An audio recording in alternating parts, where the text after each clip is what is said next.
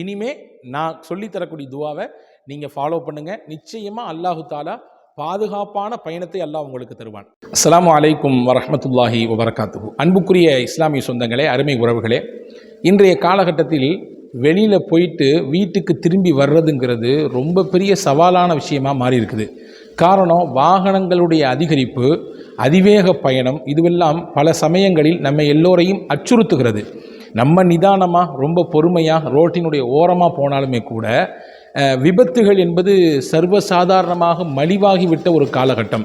எனவே விபத்தில்லாத பயணம், பாதுகாப்பான பயணம், ஆபத்துகளை எல்லாம் அப்பாற்பட்டு ஒரு நிம்மதியான பயணம் அமைவதற்கு எல்லோருக்கும் நாட்டமும் தேட்டமும் இருக்கிறது. அப்படி ஒரு பயணத்தை அமைத்துக்கொள்ள நாம் என்ன செய்ய வேண்டும்? நம்முடைய பயணம் அது இருசக்கர வாகனமாகட்டும், நடந்து போகக்கூடிய நடையாகட்டும், அல்லது 4 சக்கர வாகனங்களாகட்டும், அல்லது ஆகாய விமானம், ரயில் பயணம், எந்த பயணமானாலும் அல்லாஹ்வுடைய துணை நமக்கு வேண்டும். அந்த துணையோடு தான் நம்முடைய பயணம் அமையப்பெற வேண்டும். அன்புக்குரிய சகோதரர்களே, எங்களுடைய மறைந்த ஆசிரிய பெருந்தகை, தமிழகத்தில் ஆயிரக்கணக்கான பெரும் அறிஞர்களின் பேராசான் அவர்கள்தான் மறைந்த மர்ஹூம் ஷப்பீர் அலி ஹசரத் என்று சொல்லக்கூடிய ஒரு மிகச்சிறந்த மாமேதை. அவர்களை பற்றி சமீபத்தில் ஒரு நூல் வெளியிடப்பட்டது. அந்த நூலை உங்களுக்கு நான் அறிமுகப்படுத்துகிறேன். சண்டமாருதம் ஷப்பீர் அலி ஹசரத் என்று சொல்லக்கூடிய ஒரு மகத்தான நூல். இந்த நூலிலே பல்வேறுபட்ட செய்திகள் ஹசரத் அவர்களை பற்றி, அவர்களுடைய ஆளுமையை பற்றி, அவர்களுடைய இபாதத்தை பற்றி, அவர்களுடைய தன்னடக்கத்தை பற்றி, அவர்கள் முழங்கிய அந்த முழக்கங்கள், இஸ்லாமிய முழக்கங்கள், மேடைகள் தோறும் அவர்கள் இந்த இஸ்லாத்தை எடுத்து வைத்த விதங்கள், பல இலக்கியவாதிகளையும் கூட அது ஆச்சரியப்படுத்தியது என்பதையெல்லாம் அவர்களுடைய மாணவர்கள் இன்றைக்கு தமிழகத்தில் பெரும் அறிஞர்களாக, மார்க்க மாமேதைகளாக இருக்கிற பெரும் அரபு கல்லூரிகளின் நிர்வாகத்தில் உயர் பொறுப்பில் இருக்கக்கூடிய பேராசான்கள் எல்லாம் எழுதியிருக்கிறார்கள். வாய்ப்பு கேடு, எனக்கு அவர்களிடத்திலே நேரடியாக ஓதும் வாய்ப்பை, அவர்களிடத்திலே கல்வி பயிலக்கூடிய வாய்ப்பை அல்லாஹ் எனக்கு தரவில்லை. ஆனால் அவர்களிடத்திலே படித்த பல பெருமக்களிடத்திலே நான் ஓதியிருக்கிறேன். இந்த புத்தகத்தின் வழியாக ஹசரத் அவர்களை நான் தெரிந்து கொண்டேன். அவர்கள் குறித்த ஆளுமையை பல்வேறு அறிஞர் பெருமக்கள் இதில் எழுதியிருக்கிறார்கள். ஒரே ஒரு விஷயத்தை சொல்லிக் கொள்கிறேன். அவர்களின் ஆற்றலுக்கு, அவர்களின் இபாதத்திற்கு அது உங்களுக்கு ஒரு புரிதலை தரலாம். அவர்களின் இறுதி காலம், அவர்களின் வஃபாத்திற்கு ஒரு நாளைக்கு முன்பு கோவையை சார்ந்த எங்கள் மதிப்புக்குரிய அப்துல் அசீஸ் பாக்கவி ஹசரத் அவர்கள் இதில் எழுதியிருக்கிறார்கள். நின்று தான் தொழுவாங்க, அவங்க உட்கார்ந்து தொழ மாட்டாங்க. இன்னைக்கு பள்ளிவாசல்களிலே நாற்காலிகள் மிகைத்திருக்கிறது. நின்று தொழுக முடியுன்ற சக்தி உள்ளவங்க கூட எங்கடா சேர் கிடக்குது உட்காரலாம் அப்படின்ற பார்க்கக்கூடிய சூழல் உருவாகி இருக்குது. ஆனால் அவங்க வஃபாத்துக்கு முந்திய நாள் உடலெல்லாம் சோர்வாகிவிட்டது, தளர்ந்து இருக்கிறது. சீக்கிரமாக தொழுது முடிக்கிற சமயத்தில் அவங்க பிள்ளைங்க கேட்குறாங்க ஹசரத் அவர்களிடத்தில், ஏமாப்பா நீங்கள் உட்கார்ந்து தொழலாமே அப்படின்னு சொல்லி. அப்போ ஹசரத் அவர்கள் சொன்னார்களாம், நான் உட்கார்ந்து தொழுவது என்பது அதைவிட மரணம் லேசானது என்று.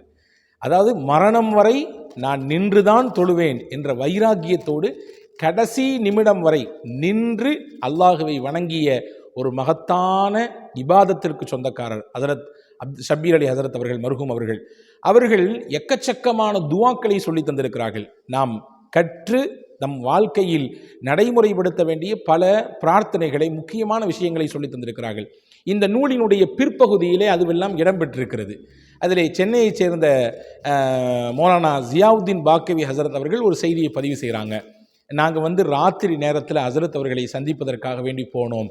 இருசக்கர வாகனத்தில் பைக்கில் போனோம். போகும்போது வழியில் விளக்கு இல்லாமல் இருந்த ஒரு பெரும் பள்ளத்தில் நாங்கள் கீழே விழுந்துட்டோம். அதில் எனக்கு காலில் அடிபட்டு போச்சு.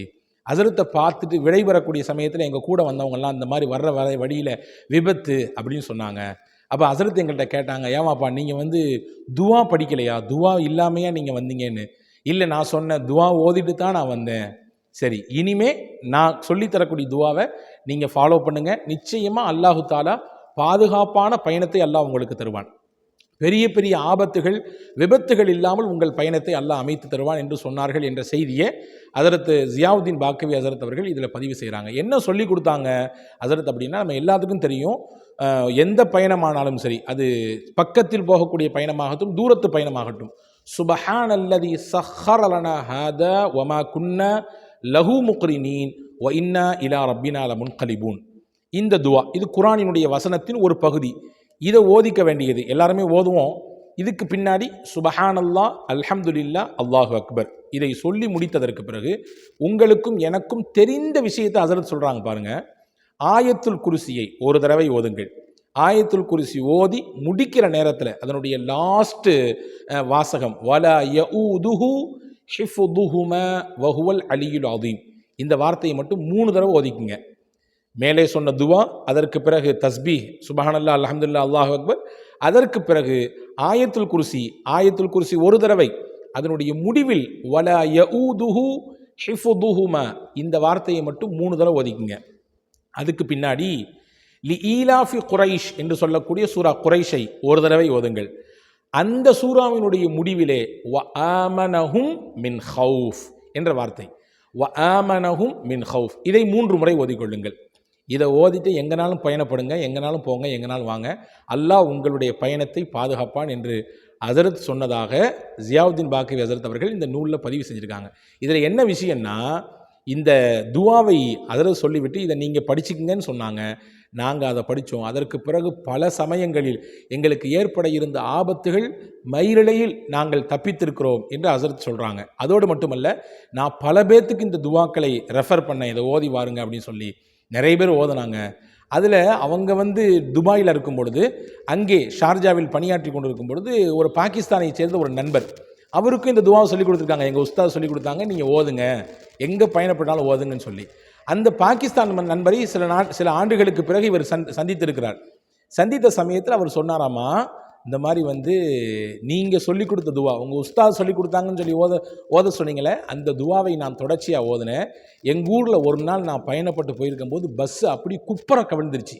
அதிலிருந்த பல மக்களுக்கு உயிரிழப்பு, பல நபர்கள் காயப்பட்டார்கள். ஆனால் எனக்கு ஒரு மேனியில் ஒரு சின்ன கீறல் கூட ஏற்படாமல் அல்லாஹ் பாதுகாத்தான். அந்த நேரத்திலே நீங்கள் சொல்லிக் கொடுத்த இந்த துவாவையும் உங்களுடைய உஸ்தாதான ஹஸரத் ஷபீர் அலி ஹஸரத் அவர்களையும் நான் நினைவு கூர்ந்தேன், அவர்களுக்காக வேண்டி துவா செய்தேன் என்று அந்த பாகிஸ்தான் நண்பர் தன்னிடத்திலே சொன்ன அந்த அனுபவத்தை ஹஸரத் அவர்கள் இதில் பதிவு செய்திருக்கிறார்கள். எவ்வளவு தூரம் வலிமை மிக்க துவா! நல்லோர்கள் எப்பொழுதும் நல்லோர்கள் தான், மேன்மக்கள் எப்பொழுதும் மேன்மக்கள் தான். அவர்கள் கற்றறிந்த விஷயத்தை தன் வாழ்க்கையில் செயல்படுத்தி அதில் அனுபவத்தை கண்டதினாலே, அனுபவித்ததினாலே அதை நமக்கு சொல்லித் தருகிற பொழுது, அதை நாம் நம்முடைய வாழ்க்கையில் பின்பற்றும் பொழுது எக்கச்சக்கமான பலன்களை அல்லாஹ் அதன் மூலம் தருகிறான். எனவே அன்புக்குரிய பெருமக்களே, இனிமேல் நீங்களும் நானும் எப்பொழுது பயணப்பட்டாலும் இந்த துவாவை ஓதி வாருங்கள். எப்போ இந்த புக்கில் இந்த செய்தியை நான் படிக்க ஆரம்பிச்சனோ, அல்லாஹ்வின் அருளால் பெருமை இல்லாமல் சொல்கிறேன், இந்த துவாவை ஹஸரத்தே எனக்கு நேரடியாக கற்றுத்தந்ததை போன்று உணர்ந்து நான் ஓதி வருகிறேன். வல்ல அல்லாஹ் நீங்களும் ஓதுங்கள். அல்லாஹ் எல்லா விதமான பயணங்களையும் பாதுகாப்பாக ஆக்கி தருவானாக. ஆபத்தில்லாத, விபத்துகள் இல்லாத பயணத்தை உங்களுக்கும் எனக்கும் எல்லா மக்களுக்கும் அல்லாஹ் தரட்டும் என்று துவா செய்கிறேன். வஸ்ஸலாம். அஸ்ஸலாமு அலைக்கும் வரஹ்மத்துல்லாஹி வபரகாத்துஹு.